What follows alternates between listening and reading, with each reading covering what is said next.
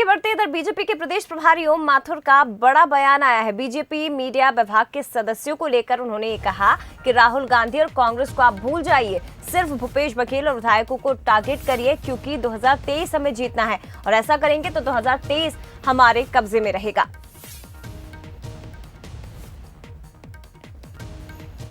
कहता हूं, आप भूल जाइए कांग्रेस और राहुल, आप सिर्फ भूपेश बघेल को और विधायक को टारगेट करिए, बस एक लक्ष्य रखिए। हम निश्चित रूप से 23 हमारे कब्जे में लेंगे, किसी हाथ में जाने नहीं देंगे। बार कहता हूं। ओम माथुर जिन्होंने ये बड़ा बयान दिया है, बीजेपी मीडिया विभाग के सदस्यों को लेकर उन्होंने अपनी बात कही है। और चलिए और भी ज्यादा बातचीत हम करेंगे। हमारे साथ दो राजनीतिक मेहमान फोन लाइन पर जुड़ गए। सुशील आनंद शुक्ला जी, संचार प्रमुख कांग्रेस, और इसके साथ ही अमित चिमनानी, मीडिया प्रमुख बीजेपी, हमारे साथ फोन लाइन पर जुड़ गए हैं। सबसे पहले अमित जी, आपके पास ही मैं आना चाहूंगी। प्रदेश प्रभारी ओम माथुर जो कि छत्तीसगढ़ में है, लगातार दौरे भी किए जा रहे हैं, बैठकें की जा रही है। अब उन्होंने मीडिया विभाग के सदस्यों को लेकर ये कहा है कि आप सिर्फ भूपेश बघेल और विधायकों को टारगेट करिए तो 2023 हमारे कब्जे में होगा। कैसे सर? सरकार के जो मुखिया हैं, जो रणनीति बनाते हैं, निर्णय लेते हैं, जो पूरे प्रदेश को चलाने के लिए जिम्मेवार है, अगर प्रदेश में कोई भी हालात बिगड़ रहे हैं, वादा खिलाफी हो रही है, जनता परेशान है, अगर तो जिम्मेवारी मुख्यमंत्री जी की बनती है। स्थानीय स्तर पर विधायक को अगर जनता जिताती है तो अपने विधानसभा क्षेत्र में विकास के कार्य हों, ऐसा सोचकर जिताती है। लेकिन कांग्रेस के विधायकों की परफॉर्मेंस कितनी खराब है वो कांग्रेस की सर्वे रिपोर्ट ने बताया है। 70% से ज्यादा विधायक अच्छा परफॉर्म नहीं कर पाए। तो विधायकों की भी जो असफलता है, जो उन्होंने काम नहीं किया है, उसको भी जनता के बीच ले जाना, ये तो जनहित के विषय है। तो दोनों ही बातें बिल्कुल ठीक हैं। स्थानीय स्तर पर विधायक और सरकार के मुखिया के रूप में मुख्यमंत्री जी की जिम्मेवारी बनती है, उनसे सवाल पूछे जाने चाहिए। ठीक है, जवाब ले लेते हैं अमित जी। सुशील जी हमारे साथ जुड़े हुए। सुशील जी, लगातार बीजेपी की तरफ से कांग्रेस पर, सरकार पर आरोप लगते रहे हैं कि आप की सरकार ठीक ढंग से काम नहीं कर रही है। अब ये कहना है अमित जी का भी कि सवाल तो जाहिर तौर पर सरकार से और मुखिया से ही पूछे जाएंगे। अगर काम नहीं कर पा रही है तो टारगेट करिए भूपेश बघेल को, विधायकों को टारगेट करिए। देखिए, टारगेट करने का मतलब ये है कि भारतीय जनता पार्टी मुद्दा विहीन। जब जिस दिन ओम माथुर जी आए उस दिन उन्होंने कहा कि भारतीय जनता पार्टी की कोई चुनौती नहीं है। लेकिन जब यहाँ पे आए, अब आने के बाद उन्होंने मीटिंग की, अपने कार्यकर्ताओं से, अपने नेताओं से फीडबैक लिया, तो उन्हें जमीनी हकीकत का पता लगा कि छत्तीसगढ़ में भूपेश बघेल का कोई मुकाबला नहीं है। भूपेश बघेल के कद का इनके पास कोई नेता नहीं है।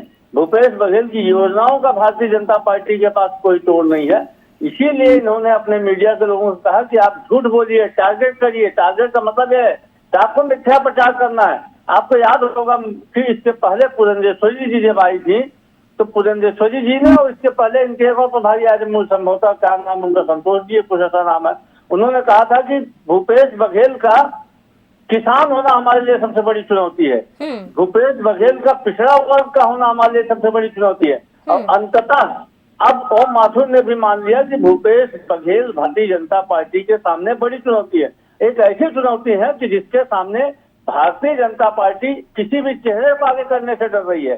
भारतीय जनता पार्टी के सारे नेता अपने नाम को भी डाल कर रहे हैं। इनका केंद्रीय नेतृत्व भूपेश बघेल के कद का कोई नेता यहाँ खोज नहीं पा रहा है। ठीक है, जवाब ले लेते हैं सुशील जी, जवाब ले लेते हैं अमित जी से। अमित जी, ये बात तो सच है कि ओम माथुर जी ने कहा था कि छत्तीसगढ़ मेरे लिए चुनौती नहीं है, इससे बड़ी बड़ी चुनौतियां मैंने देखी है। तो अब क्यों डायरेक्ट मुख्यमंत्री को टारगेट करने की बात कही जा रही है? और फिर ये भी बात आ रही है कि सरकार में क्योंकि मुख्यमंत्री भूपेश बघेल बैठे हुए हैं और यहाँ पर बीजेपी के पास कोई बड़ा चेहरा नहीं है, इसलिए पीएम मोदी को आप उतारेंगे यहाँ? पहले मैं अपने कांग्रेस के साथी का जवाब दूं, जो उन्होंने मिथ्या प्रचार करने को लेकर बात कही, वो स्वयं अभी इसी फोन वार्ता पर मिथ्या प्रचार कर रहे हैं। ओम माथुर जी ने जो बात कही है उसमें 10 शब्द अपने मिला करके, और ये कांग्रेस का काम है, यही तो हमें उजागर करना है कि कांग्रेस जो झूठ बोलती है। सीएम खुद मुख्यमंत्री के पद पर बैठ करके, संवैधानिक पद है, कई बातें उन्होंने ऐसी कही हैं जिनमें तथ्य अलग रहे, उनकी बात अलग रही। तो निश्चित तौर पर अगर सीएम के पद पर बैठा हुआ व्यक्ति इस प्रकार से बर्ताव करे, अगर वादा खिलाफी करे, तो किससे सवाल पूछें और क्यों डर लगता है? कांग्रेस के लोग क्यों चाहते हैं कि सीएम से सवाल न किया जाए? हाँ, हमने देखा कि पत्रकार हेलीपैड पर जाते हैं और कहते हैं सीएम साहब हमें आपसे कुछ पूछना है, तो वो चले जाते हैं मुंह नीचे करके, पत्रकारों से बात नहीं करते। तो सवालों से भागने से कुछ नहीं होगा। अगर हम कह रहे हैं कि हम सीएम साहब से सवाल पूछना चाहते हैं तो इन्हें स्वागत करना चाहिए। अगर इन्होंने काम किया है तो वो अपना जवाब देने में सक्षम होंगे, लेकिन आप पत्रकारों से भाग रहे हैं।